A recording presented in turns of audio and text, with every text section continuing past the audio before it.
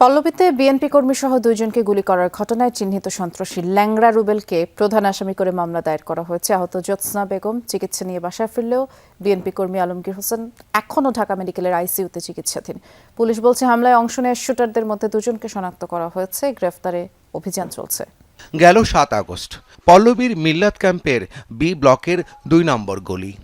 সন্ধ্যার ঠিক আগ মুহূর্তে গলিতে ঢোকে বেগুনি রঙের একটি প্রাইভেট কার। গাড়িটি থামতেই নেমে আসে কয়েকজন অস্ত্রধারী। এরপরই শুরু হয় গুলি। সব মিলিয়ে সময় নেয় মাত্র ২০ সেকেন্ড। চায়ের দোকানে বসে থাকা বিএনপি কর্মী আলমগীর হোসেনই ছিল হামলাকারীদের টার্গেট। মাথা, পিঠ ও পেটে গুলি করে দ্রুতই ঘটনাস্থল ছাড়ে সন্ত্রাসীরা। পরে সিসি ক্যামেরার ফুটেজে আলমগীরকে রিকশায় করে হাসপাতালে নিয়ে যেতে দেখা যায়। ঘটনার সময় ওই প্রাইভেট কারের পাশেই দাঁড়িয়েছিলেন জ্যোৎস্না বেগম। কোলে ছিল তার ছোট্ট নাতি। কিছু বুঝে ওঠার আগেই ছুটে আসা একটি গুলি লাগে তার পায়ে। চিকিৎসা নিয়ে বাসায় ফিরলেও এখনো যন্ত্রণায় কাতরাচ্ছেন তিনি। কিভাবে যে লাগেছে আমি তো বুঝতে পারিনি, পরে গান আমি বুঝতে পারছি।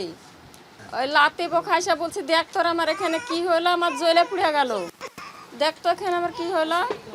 যে দেখছি তা মাংস ওখানকার নাই, এখন ধরেন যে জ্বলছে আর যন্ত্রণা করছে খুবই ওখানটা। ঘটনার পর থেকেই এলাকায় বিরাজ করছে চাপা আতঙ্ক। ভয়ে মুখ খুলতে চাইছেন না অনেকেই। তবে আলমগীরের বোনের দাবি, স্থানীয়রা হামলাকারীদের মধ্যে দুজনকে শনাক্ত করতে পেরেছেন।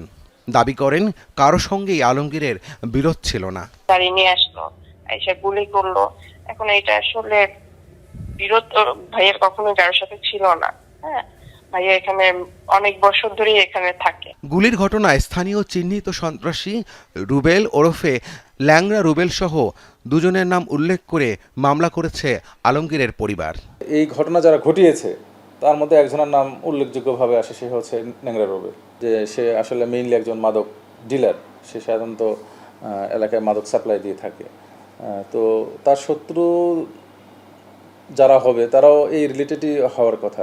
গুলির ঘটনার পেছনে ঠিক কী কারণ ছিল তা এখনও নিশ্চিত নয় আইন শৃঙ্খলা বাহিনী। মাদক মামলা সহ আদার্স যে মামলাগুলো আছে, মারামারি মামলাগুলো আছে, মার্ডার মামলা আছে। রাব্বি সিদ্দিকী, যমুনা নিউজ, ঢাকা।